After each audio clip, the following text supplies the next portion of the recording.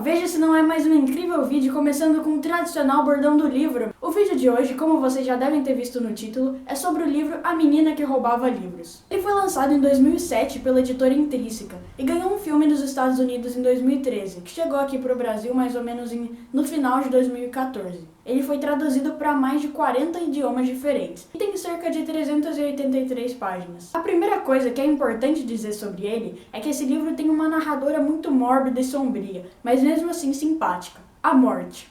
E essa foi a primeira coisa que atraiu a minha atenção.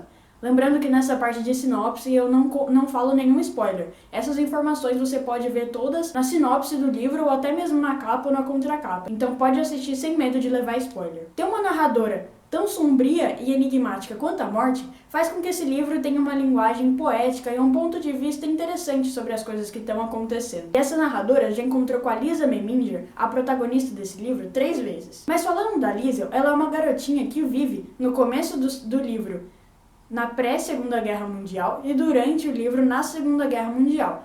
E assim que começa, ela tá se despedindo da mãe porque ela e seu irmãozinho vão pegar um trem para ir viver com outra família, já que a mãe não tem como cuidar deles. E o seu pai tá sumido. Ela não sabe direito o que aconteceu. Mas então, como eu disse, o livro começa assim que a Liesl tá pegando um trem com seu irmãozinho para morar na rua Himmel com seus pais de criação. E aí muitas coisas vão acontecendo ao longo do livro. O primeiro prêmio que esse livro ganhou é o programa de prêmios mais antigo da América do Norte e reconhecido como o mais prestigiado. Ele se destina a reconhecer autores e a incentivar a leitura em inglês de livros de interesse judaico. Em seguida, o livro ganhou um prêmio australiano, que acontece a cada 2 anos. E o terceiro foi o Winds Choice Book Awards. Então vamos falar agora um pouco sobre o autor desse livro. Mark Zusak nasceu na Austrália. Ele é filho de pai austríaco e de mãe alemã. Inclusive, a mãe dele se chama Liesl, o que eu considero meio que uma inspiração para a protagonista do livro, embora isso não tenha sido falado em momento algum. Mark cresceu ouvindo sobre histórias da Segunda Guerra Mundial, já que seus pais vivenciaram esse momento. Inclusive, muitas das histórias mencionadas no livro são recordações de sua mãe. Ele tem um total de 7 livros publicados. Uma coisa que eu achei interessante de falar aqui também é que o primeiro livro dele levou 7 anos para ser publicado. E ele disse em uma entrevista que a gente sempre ouvia histórias falando da Alemanha nazista, ouvindo crianças enfileiradas saudando Hitler.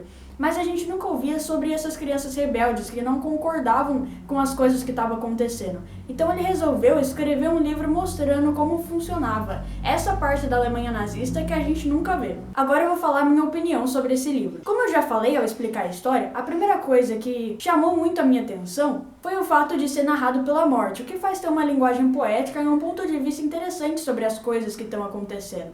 Inclusive ela vai falando algumas coisas bem profundas durante o livro. Outro ponto é justamente ser uma garotinha de 12 anos, a protagonista de um livro situado na Segunda Guerra Mundial, que é um contexto histórico bem complexo. E aí é muito interessante a gente ver como que ela interpreta tudo o que está acontecendo e as suas opiniões, até porque ela não está a par de tudo que vai acontecendo.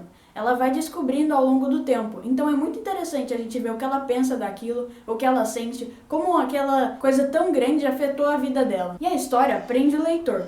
A gente já sabe sobre a Segunda Guerra, então a gente já sabe como tudo aquilo acaba, já sabe o que vai acontecendo ao longo dela, mas é diferente ver esses acontecimentos no meio da vida de personagens no qual a gente está ligado. Uma bomba que caiu em uma determinada rua não passa a ser só mais uma bomba no meio de centenas. É uma bomba que matou alguém, um amigo de um personagem, que matou o irmão de alguém, que matou o pai de alguém. Então a gente vai vendo esses acontecimentos de uma forma diferente.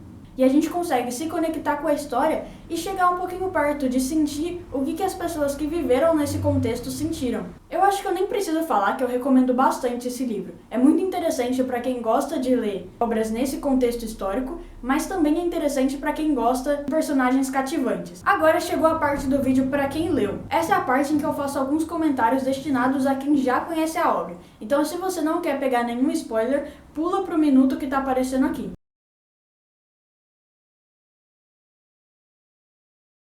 A primeira questão que eu queria levantar é sobre os personagens. Não importa o que eles façam, a gente vai acabar tendo pena deles. Tipo o Rudy, ele tinha tudo para ser considerado um babaca. Mesmo assim, eu aposto que pelo menos 95% das pessoas sofreu quando ele morreu, ou então durante as provas de atletismo ficou torcendo para que ele ganhasse. Mesma coisa com a Rosa, a mãe de criação da Liesl. Desde o começo ela é descrita como uma personagem que tem de tudo pra gente que gosta da Liesel não gostar dela. Mas isso é impossível. Mas mesmo assim o autor consegue fazer a gente gostar dela e se sensibilizar nos momentos de dor.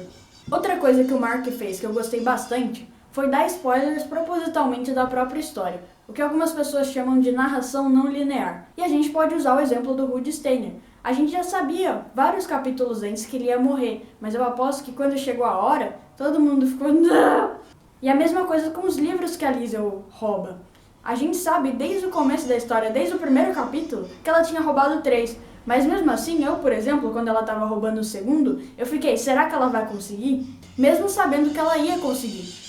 Bom, então esse foi o vídeo, eu espero que vocês tenham gostado. Se gostou, compartilhe esse vídeo para os seus amigos que gostam de ler, porque vai ter um vídeo a cada semana, toda quinta vai ter vídeo novo. Se inscreve aqui no canal para ajudar, ativa o sininho para você receber tudo. Não esquece aí de comentar o que você achou do livro, quais livros você quer ver aqui, questões para os vídeos ficarem melhor.